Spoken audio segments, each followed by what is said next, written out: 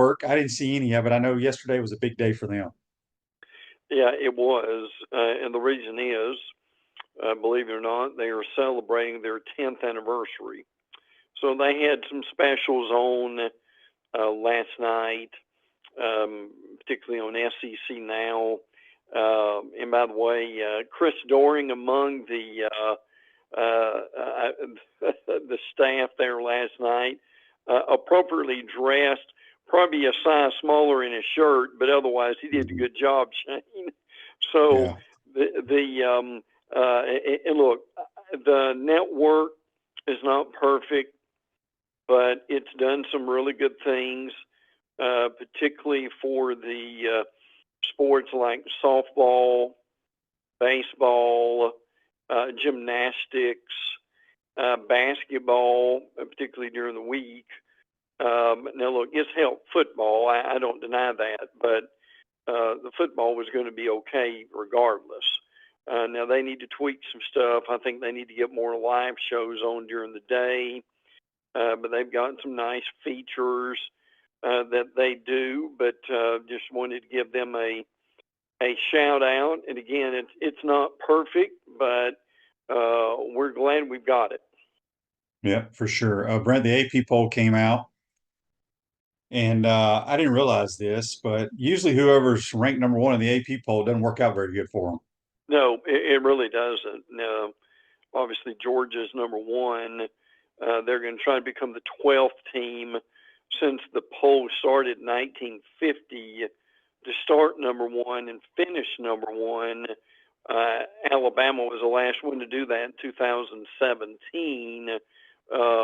So it's easy to say it's great to start number one, but few teams ever finish that way. It's just, Shane, it's just a difficult sport, is it not? To run the table, and often it's almost impossible.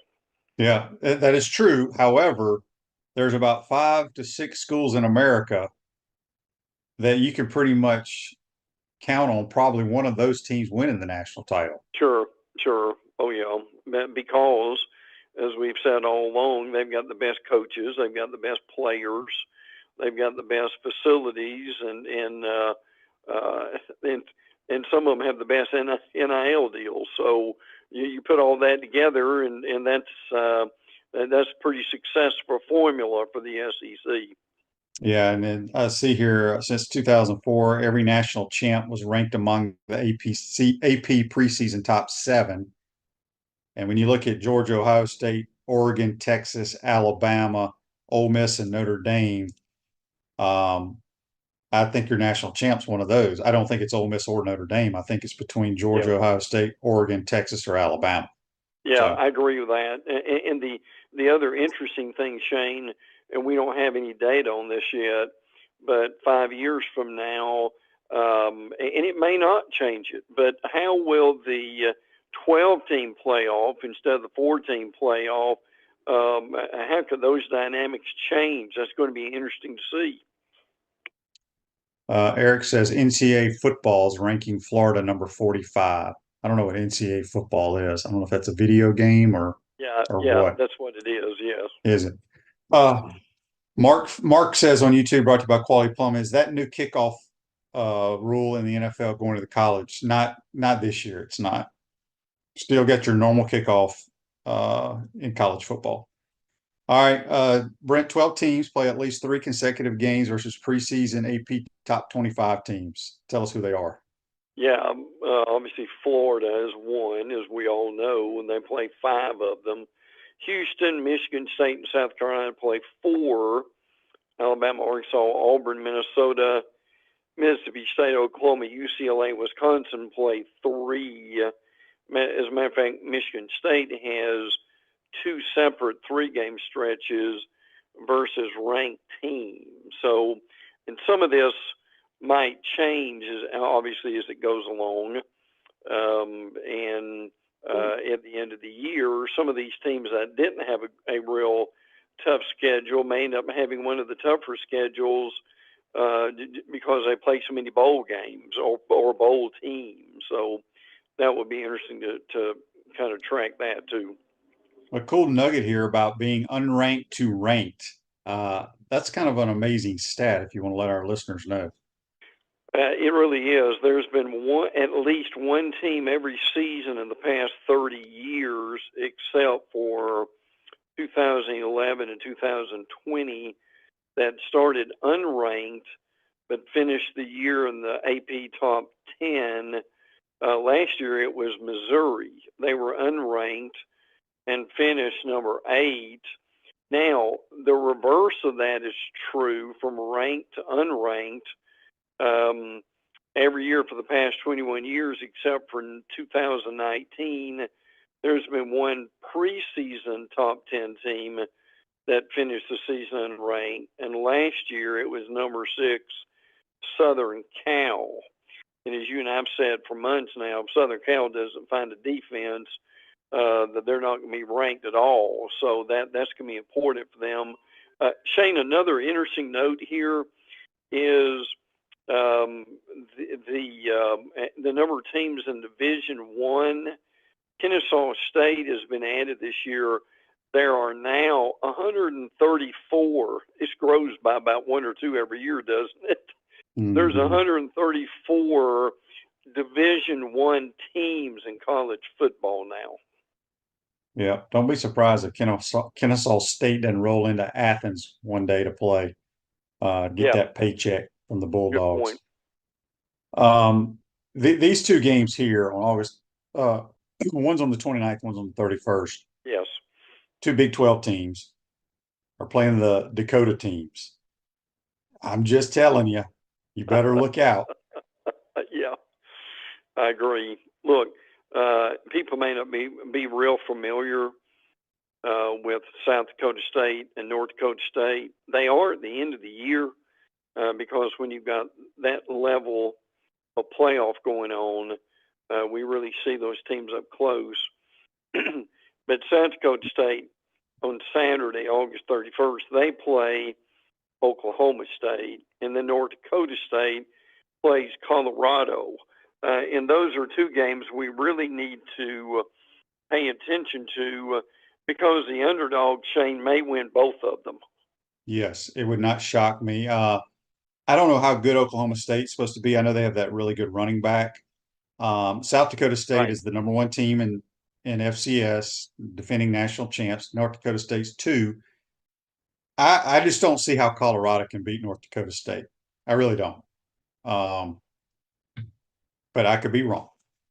Silverback Concrete builds firm foundations for generations. You stand on it, we stand by it. We got Brent Beaird, a college football analyst, on the Titan More Hotline, courtesy of Comfort Temp. And Michael on YouTube wants me to ask you this question, brought to you by Quality Plumbing. Shane asked Brent if he thinks the semis will be out of the top 25 by the season end, as Feinbaum does. I will say this. I don't know if they'll be out of the top 25, but I do not see how in the world people think they're a top 10 team. Well, they've got a lot of positions to replace. And obviously the number 1 is going to be is DJ Uiagalelei. And how he goes is really going to be how the season goes. Now, look, he's had 40 stars. He's 30-10. Got to respect that. But there's some flaws in his game. And they say he's had a solid spring. And we'll look at that. But look, it's hard to lose Jordan Travis, and it's hard to lose Benson. It's hard to lose Johnny Wilson and the guys they did on the front line and be great all of a sudden. So, look, I've talked to several people. I'm curious if you have too, who think Georgia Tech's not going to win, but Georgia Tech can give them some problems. And again, the game you need to watch out for, to me, the real test for them early is going to be Memphis. Memphis is really good, and Memphis could be the number 12 team in the playoffs. So, look, I get the questions with FSU, and rightfully so, that they've got a lot to prove. Yeah, I don't have FSU's schedule in front of me, but I will be shocked if they're a top 10 team. I agree 1,000% with you, Brent. Jordan Travis was a unique special college quarterback. DJ is not. They lost the running back, they lost the receiver, they lost pass rushers, they lost a ton. Not saying they can't replace these guys, but they kind of had that moment where their team just kind of gelled and it was a special year. I just don't see how it happens this year. As you mentioned, Memphis plays them. They have Florida, they have Miami.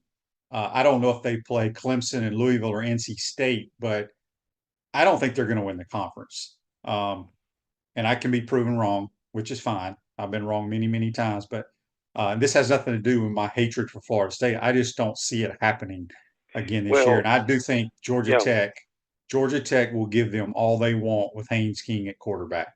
And Shane, let me mention this too. They also played SMU, who's going to be very good. The game after that, they do host Clemson. They do go to Miami. They do go to Notre Dame. So that's a pretty tough schedule, as we said, throwing Memphis in there too. Yeah, and like I said, their quarterback is below average in my opinion. He's just not very good. He hasn't been any good anywhere he's been. He'll have to prove me wrong. All right, Brent, let's go around the SEC. Alabama, what's happening up in Tuscaloosa? I think they're pretty pleased so far with spring and then now summer as camp rolls along. Jalen Milroe has improved, but the guy behind him, Ty Simpson, has really looked good too. Simpson's probably the heir apparent next year. Emmanuel Henderson at wide receiver is a guy that they really like. Bama was 5th in the AP poll. That really means nothing, but it was the lowest since 2009. By the way, Bama plays Wisconsin at Wisconsin in September. Your Wisconsin quarterback now has been named, and that is someone we are familiar with, and that is one Tyler Van Dyke, who comes from Miami. And frankly, Tyler Van Dyke is going to have to be a whole lot better than he was at Miami, or at least a whole lot more consistent with that too. So they are real pleased. Also, Texas A&M transfer LT Overton has played well on the defensive line also. So just a few quick Bama notes. Yeah, Barone says on YouTube, SMU is his ACC championship sleeper. I keep forgetting they're in the conference, but yeah they're sure supposed to have a really good team as well. Yes. I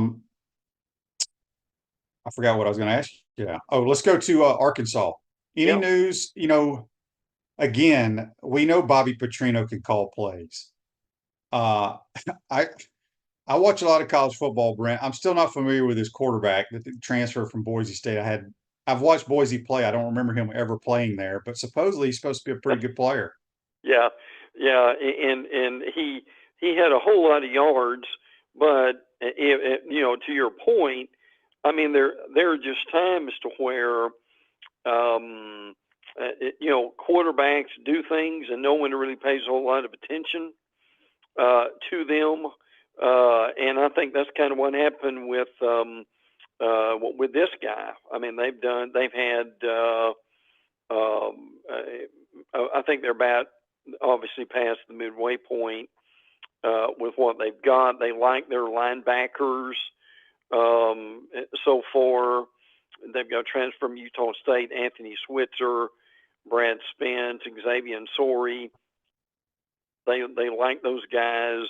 They've had some injuries on the offensive line, which they don't need at all.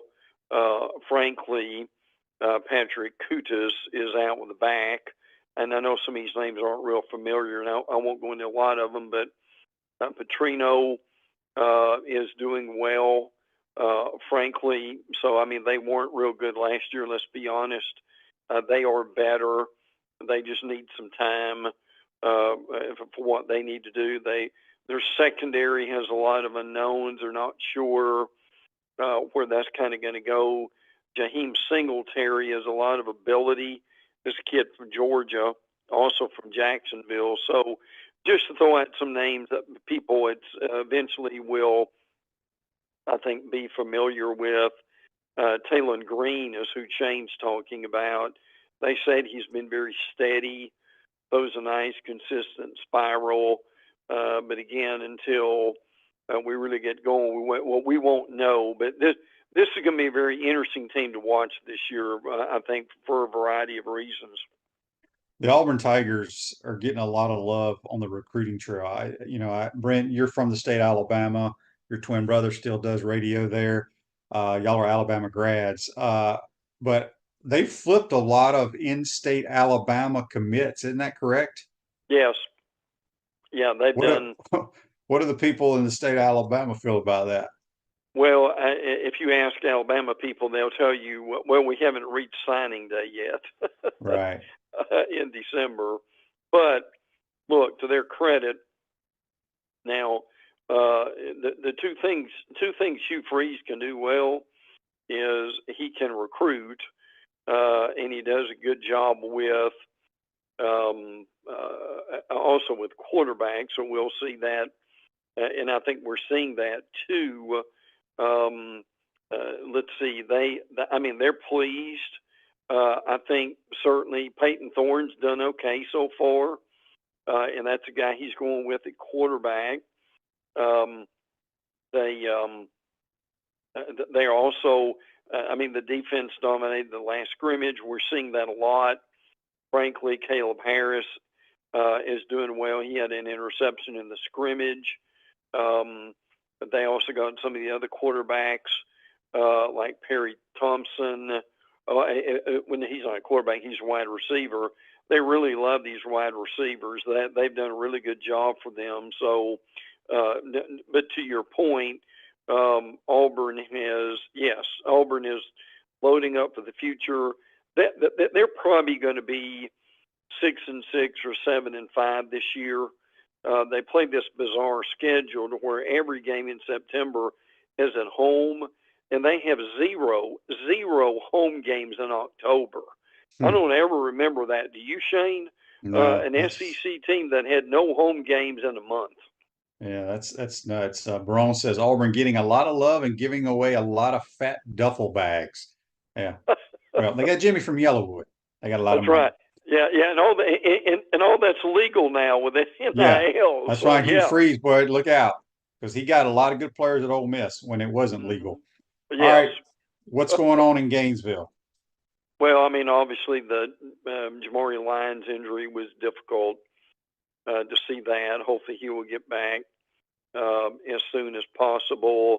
And they've got guys who proverbially got to step up. Kelby Collins, Brand Taylor, guys like that have got to go. And Lyons was and you can talk more about this, but I think a real leader. He was vocal. It really affected the team when he went out there, and they may have one by now, but they also are looking for a general manager. That's kind of the new thing in college football. Well, it's not that new, but it's still kind of new. And Florida's looking for one now. You've talked about Montrell Johnson. That has looked good. Running straight ahead, but Shane's quite accurate with that. What I've seen of DJ Lagway has been impressive. He's put the ball in the receiver's hands, which is amazing. What really got my attention was this.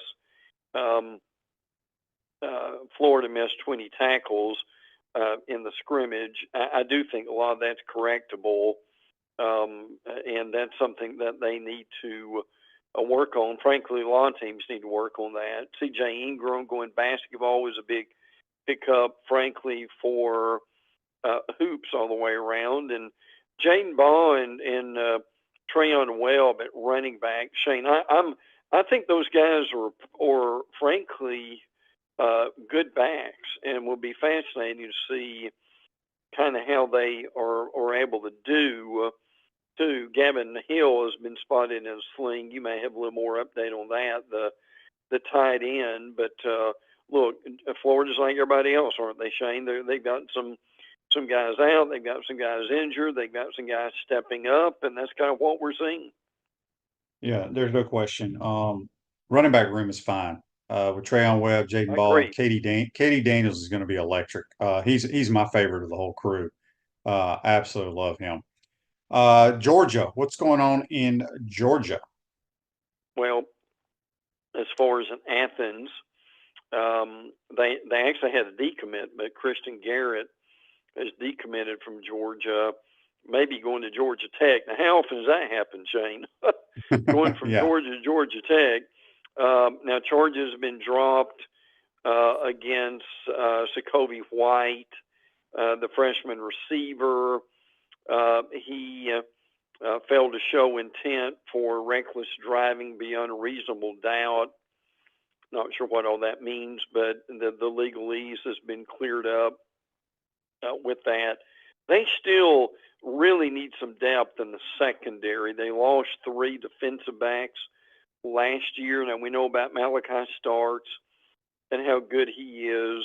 Now Dalen Everett is probably the other starter there, but they've got some guys like KJ Bolden who need to step up. Branson Robinson is returning from his injury, splitting the time with Trevor Etienne. They've had another running back, Nate Frazier, who has stepped up and also done well too. So, and obviously the quarterbacks are doing fine. Now the guys we don't talk about much, the backups, Gunnar Stockton, people may have forgot about him. Ryan Puglisi, those guys have done okay too. Nazir Stackhouse, Tyrone Ingram Dawkins have really stood out on the defensive line. So, look, it's going to be a good Georgia team. But I'm telling folks now, they need to be careful with this Clemson game. People forgotten that. They've written it off. And look, I think Georgia wins the game, but could Clemson push them? And the answer is yes. Okay, I'm getting a bunch of questions here saying Jack's radio host says we have serious defensive depth issues. Should we be worried? Uh, I think it's the deepest team he's had. Um, Maybe these people follow the roster closer than I do, but I mean, you lose one player. I don't know how that just destroys your depth. Um, I mean, time's going to tell during the course of the game. But again, I will say this: the defense looks better than it ever has under since Billy Napier's Yeah. been here, and even before Billy Right. Napier, we were awful Oh, on defense. Um, Losing Lions hurts, but it's not like we lost 3 players. We lost one yeah. player.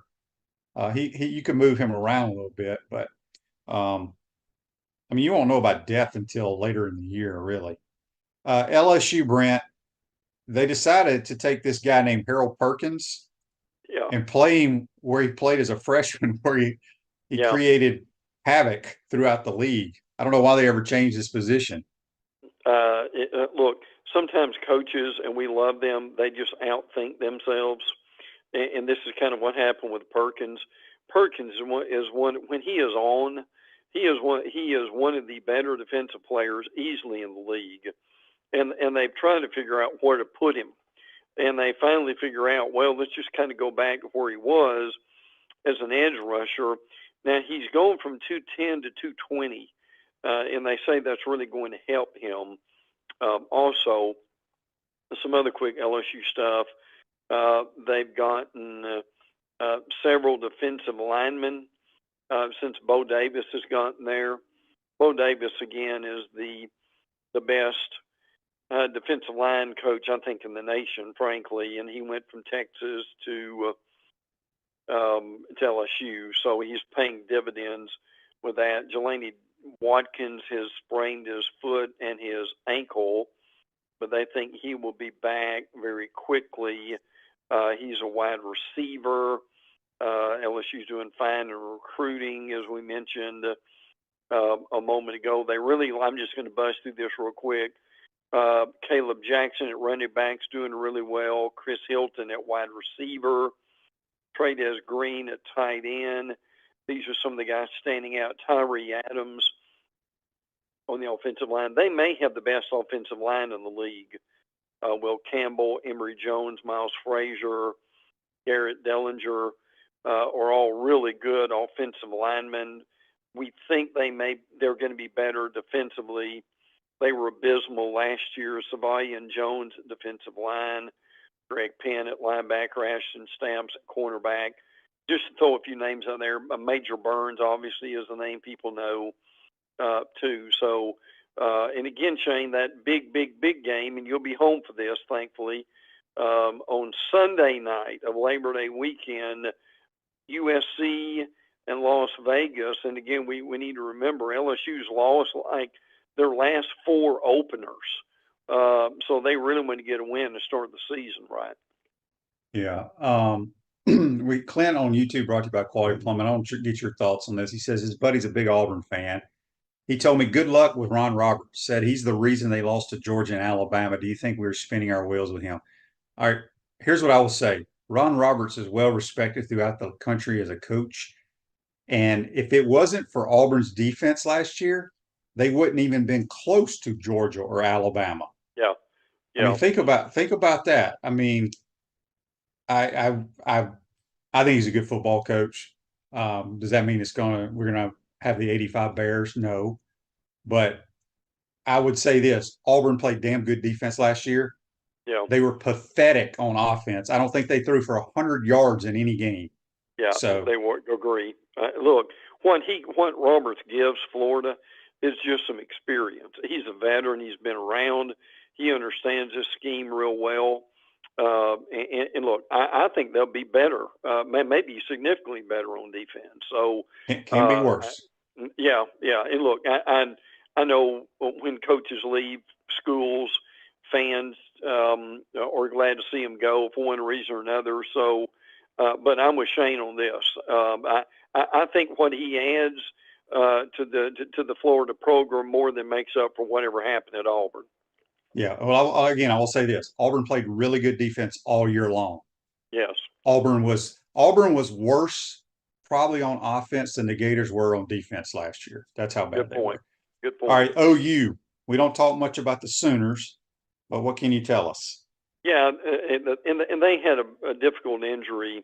Look, Shane, as you know, quarterbacks just have bad scrimmages sometime. I think he'll rebound from that. But to me, again, the biggest thing for Oklahoma is they lost all 5 of their starting offensive linemen, and the big deal is going to be, can they replace those guys this year? Yeah. Missouri lost a kid who transferred over from Georgia, a Yes. defensive end for the season with a knee injury. I don't know Yeah, much about him. Did he play much at Georgia? not much. Darius Smith is who we're talking about.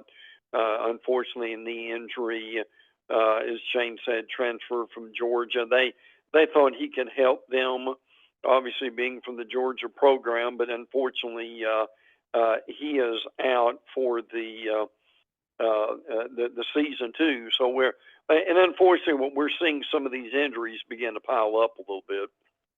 Yeah. Tennessee is got an interesting sponsorship deal, which I think you're going to see throughout the country moving forward. I've never heard of this before, and I give them a lot of credit for creativity here.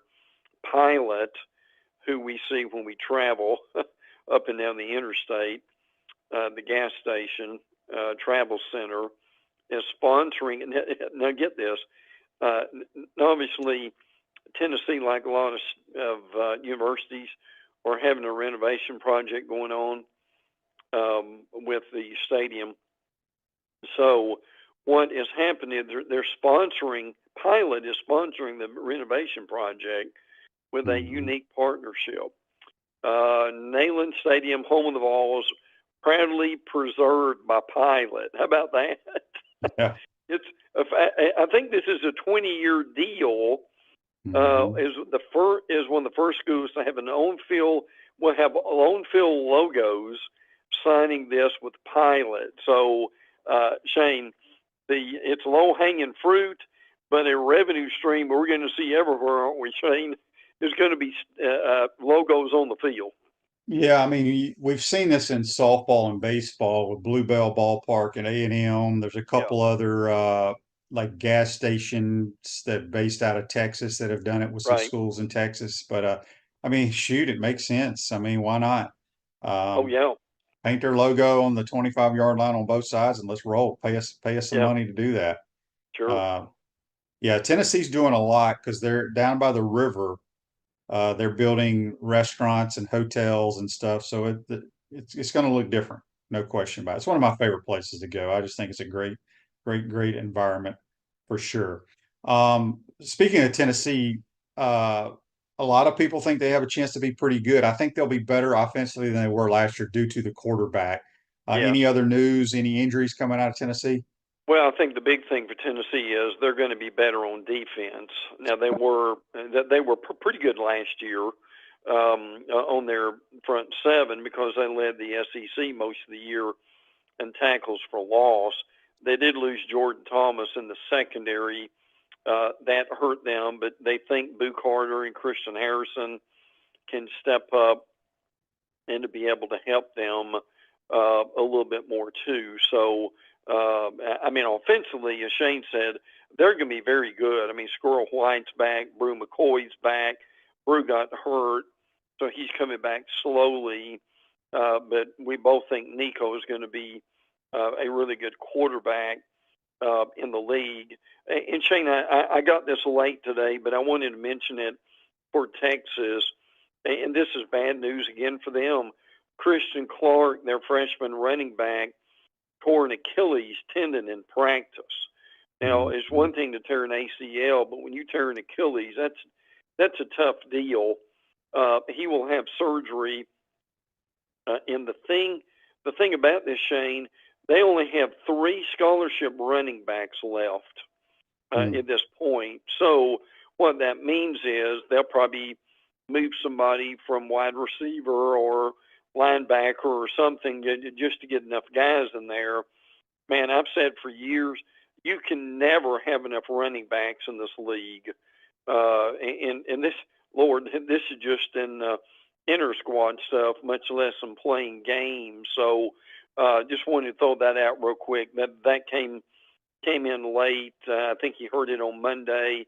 They got word either yesterday or this morning that he was out for the year. So that's a tough deal, Shane, when you tear those Achilles. Yeah, it's tougher. All Texas. Stark will, if he doesn't trust his young other 3 scholarship guys very much, they'll throw it 50 times a game. Yeah, good He's got a point. really good quarterback and he's got good skill guys, so they probably won't miss a beat. Uh, Barone says on here, I think it was Barone. Where'd it go?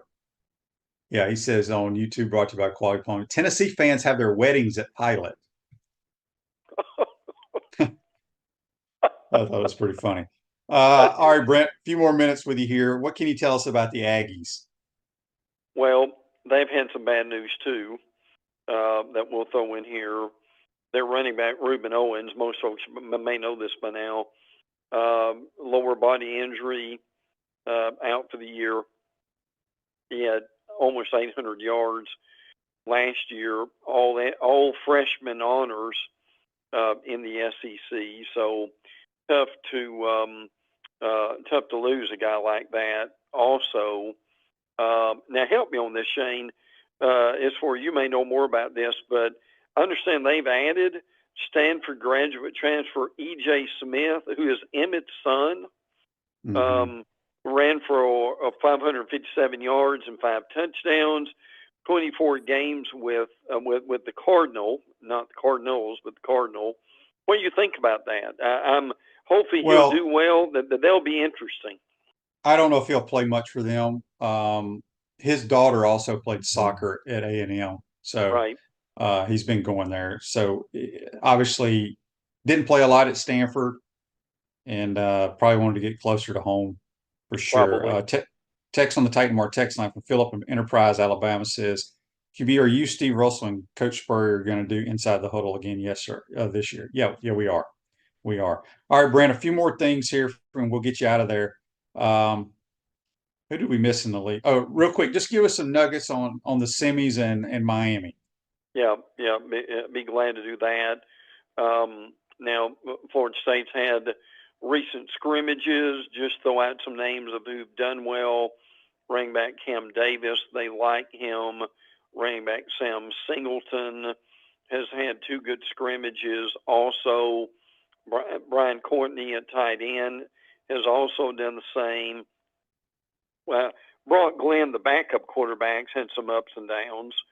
Defensively, Byron Turner, the defensive end, has been very productive for them. Kevin Knowles, defensive backs, had some interceptions. Also, by the way, and they play Georgia Tech. We know that in Ireland.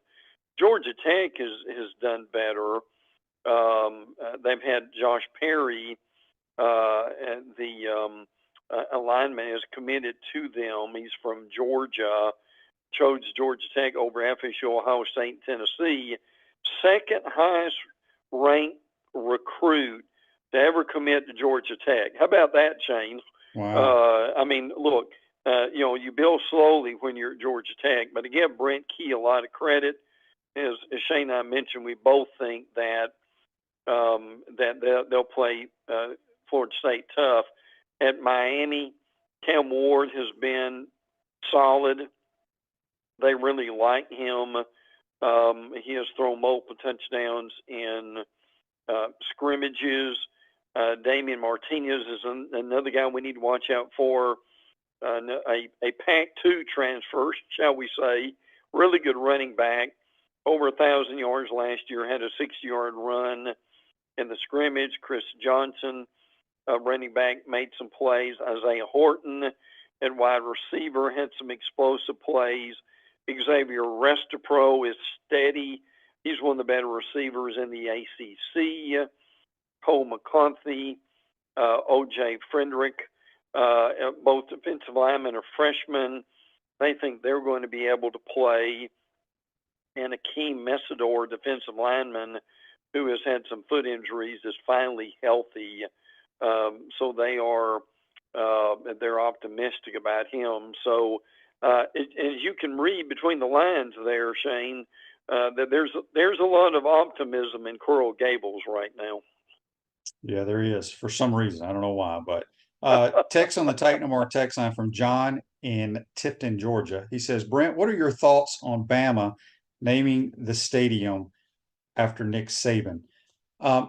They're doing that this year, if I'm not mistaken, Brent. But yes, I read somewhere some fans want it to be called, instead of Bryant Denny Stadium, at Saban Field. I believe that's what it's going to be called. Yeah, correct. They want it to be Bryant Saban. They want to get the Denny. I don't even know who Denny is, quite honestly. Right. But they want just Saban and the Bears name on this stadium. Yeah. Denny was it was obviously influential years ago. Now they've also got Denny, the family. Alabama also has Denny Chimes, which is a big deal. That Chimes, obviously. There have been some talk about, well, is this enough for what he did, and should they name it like Saban Denny Bryant Stadium? I mean, I guess the question is, how many names do you want in a stadium? Now, at least for right now, they've named the field after him. Shane, I think what they'll probably do at some point is they'll do what a lot of cities do. They'll name some streets for Saban. I won't be surprised if they build a museum for him at some point with all that he accomplished. So even if they don't put it on his name on the stadium, they're not doing that for now. I'm not saying it won't happen later, but I do think they will do other things in his honor to show appreciation for what he's done and accomplished there. Yeah. All right. Before we get you out here, one more text on the Titan our text line from George. It says, Brent, as a Heisman Trophy voter, do you think anyone other than a quarterback will win the award in the next few years? I'd love, and Shane, chime in on this. I'd love to see that, but I don't think that's going to happen. That's really a very good question. It has become, look, I love quarterbacks, but I also understand there are other positions. For a while, it was a running back award look, I would never have any trouble with the defensive player winning the award either. But what's happened is it's become an award for a quarterback on the team that is challenging for a national championship. So, frankly, I think right now it will probably say, whether we like it or not, it will probably say a quarterback award. Does that make sense, Shane? Yeah, I think was it Devontae Smith, the last non-quarterback Yes. to win? Yeah. Yes. Mm-hmm. He was a good one too. All right, real quick, this is an interesting text here from Larry on the Titan Mark text line. He says, "Hey Brent, do you think Deion Sanders will be fired after this year?" Oh, listen, there are times I go through that Deion may be fired before he leaves and goes somewhere else. I'll say this, probably not. Look, I know that's a difficult job, but at the same time, they have some issues there. They've done some good things. I know they brought Colorado a lot of publicity, and I get all that. Shane and I both have said that they may lose their opener at that point too. This is a crucial year for Deion. They really need to get. What would help them immensely would be to get around 500 and get into a bowl game, and be able to show that they're more than just a lot of hype. I think that's what people need to see. And frankly, when he leaves Colorado, will he get another job? Yeah, he will, because there will be an athletic director who wants to build up the program and get some publicity, and he'll always have a job. But my question is, Shane, will he ever have the success that he wants? It'd be tough. I personally don't think he will be coaching after his kids all graduate. That's just my gut feeling. That's a good point too. I think he's only doing it to try to shine light on them. Mm-hmm. But they better buckle up this year, because it's a different Big 12, but you cannot lose at home to North Dakota State. All right. Andy's question for you, Brent, on Facebook Live, brought to you by Mel Law. Are there any former Jacksonville area players that you are looking forward to seeing play D1 football this season? Oh, I'm sure there are. I just need to think about that a little bit. The high school season starts here next week.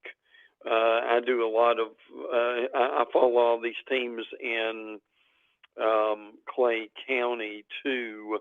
I do know Mandarin's got a bunch of D1 guys on their team. They do, and particularly a receiver. There's an incredible amount of talent here that's coming out after this season. I think what Andy's looking at is who can we look at for this year? Let me, and I love the question. In fairness, let me look at that, and Andy, remind me of that next week, and we'll get into that when we have a little bit more time, if that's okay. Sounds good. Brent, good stuff as always, my friend. Have a great week. We'll talk to you next week. Always enjoy it, Shane. Take care. That's Brent Beaird, our college football analyst, joining us on the Titan More Hotline, courtesy of Comfort Temp. Take a quick time out, come back. Got a couple more texts to get to. You're watching, listening to PodUp Matthews in the Morning from the Crime Prevention Security System Studios. We'll be right back. We want to take this moment to thank our sponsors who keep the show going and pay the bills. Our premium sponsors are Crime Prevention Security Systems, Titan MRI, Meldon Law, Peachland Dental, QC Kinetics, Campus USA Credit Union, Dave & Buster's. Gridiron sponsors, Comfort Temp, UF Bookstores, Quality Plumbing, Silverback Concrete, Ruse Ogra State Farm, Tropical Smoothie Cafe, F45. Our touchdown sponsors, Gator Dominoes, Celebrate Primary Care, Gator Bait Media, Aikido America, Style Cuts, Ironwood Golf Course, Big Mills Cheesesteaks, McDonald's of Gainesville, 84 Lumber, Dowling Signs, Baker's Sporting Goods, MG&A Wealth, Nest and Wild. If you're interested in promoting your business on the show, call Freddie at 352-284-3733. If you like what we're doing here, make sure to follow us and support the businesses that support us. Pro football legend Emmitt Smith understands your joint pain. It does not surprise me that there are a ton of people out there that's in pain. That's why Emmitt is such a proponent of QC Kinetics, offering real lasting joint pain relief with non-surgical, all-natural biologic treatments. Whether it's a joint pain, ankle pain, shoulder pain, neck pain, back pain, hip pain, any kind of pain, the body eventually will break down when it's under that much stress. That stress can cloud your judgment to the point that you'll just say yes to the scalpel or yes to another prescription of pain pills. But maybe it's time for a second opinion from QC Kinetics. The reason why I would recommend this is because the natural biologics that QC Kinetics is providing you gives your body a chance to naturally heal itself. Restorative, regenerative solutions are here. Get lasting relief and live your life. Call QC Kinetics 352-400-4550. That's 352-400-4550. QC Kinetics 352-400-4550. Welcome back to the Crime Prevention Security System Studios, large enough to serve you, small enough to care. Rose Over State Farm offers a team of dedicated insurance professionals ready to help life go right with the right insurance options for you and your family. Visit overinsurance.com. Call them 352-240-1779. Greg says on Facebook Live, Florida should get Buc-ee's to sponsor us. If Buc-ee sponsors anybody, it's going to be in the state of Texas where they're based out of. This Day in Sports brought to you by Campus USA Credit Union. Put some star power to work in your financial life. Campus USA Credit Union. 2019, the 60th annual Finger Wrestling Championship took place in southern Germany. I don't know what finger wrestling is. I've heard of thumb wrestling, and maybe that's what they're referring to. But anyway, very interesting. Text on the Titan Mark text line from Bob. He says, Shane, what are your thoughts on the 20 missed tackles in the scrimmage? I don't lose any sleep over it, Bob. I don't know how many plays they ran, first of all. Again, I look at that as I need to see the game. I was there for some of it. You know, the receivers and running backs made them miss tackles, which if you're an offensive guy and you're a Gator fan, you like that. Tackling in space is hard. I would be anxious to see stats from other people, but let's don't worry about it to the game. But again, if they said the Gators didn't miss any tackles, if you're a defensive fan, maybe you'd like that. But as an offensive guy, it means you ain't got anybody to make anybody miss. So, Andy's question, if you're J.J. McCarthy, how do you approach the season since you can't do anything enough? Yeah, I didn't realize he was out for the year. It's just going to be a mental thing. He'll be bored to death, just trying to learn, see how the NFL game is played. But that's a shame. You hate to see guys miss a year. Jack says on YouTube, brought to you by Quality Plum. Shane, what is your opinion on universities making massive upgrades to stadiums and reducing the number of seats while raising the cost behind many fans' ability to buy tickets? I don't like it. I would rather, this is me personally, I don't care what the venue is, like how uncomfortable it is, how hot it is, the sound system. If you're going to put money into facilities, I think it needs to go into the everyday stuff, not when you just walk in there 7 times a year. That's just me personally. I'd rather take the money, add on whatever we need to do to the football facility, the softball, the baseball. You know, do we need to build baseball, their own, another little, I don't know, another weight room over there? Or look, my point is, I don't know how many schools are doing it, but I would rather the money go into the everyday facilities instead of just 7 times a year. But again, I don't sit in the stadium. So other people may have different thoughts on that. David says, who is missing the tackles? Could be third string or walk-ons. Great point, David, because all those guys are in the scrimmage a lot. Baron says, I was in the swamp last week. Field looks nice, really clean, and we'll be ready for the opener. Yes, it will be. So should be a lot of fun. Can't wait. Cannot wait. Live a healthier lifestyle with our bold, flavorful smoothies, our amazing food, tropical smoothie. When you eat better, you feel better. The FedEx St. Jude Classic kicked off this morning. The playoffs in the PGA Tour. On our Peachland Dental picks, just recapping them. Hopefully, we've been hot. See if it continues. JC has Billy Horschel, Harris English, Tom Hoagie, and Maverick McNeely. I have Tom Kim, Sunjay M, Corey Connors, and Tony Finau. So there you have it. Should be a good weekend to watch. Jerry wants to know, what is my routine for a home game? What time do you get started, ready to call the game? So I have to do a pregame show at the Union with Steve Russell 4 hours before kickoff. It's only an hour, so I do that. Then I walk over to my tailgate spot for a couple of hours and go up to the press box about 45 minutes before kickoff. That's pretty much my routine. Now, road games are a little bit different because we're on the team bus. We get to the stadium. I usually walk around the field, take some pictures. If I know some coaches or people from the other school, I'll talk to them briefly. And then I'll go up to the press box and usually watch other games until about 20, 25 minutes before we come on air. And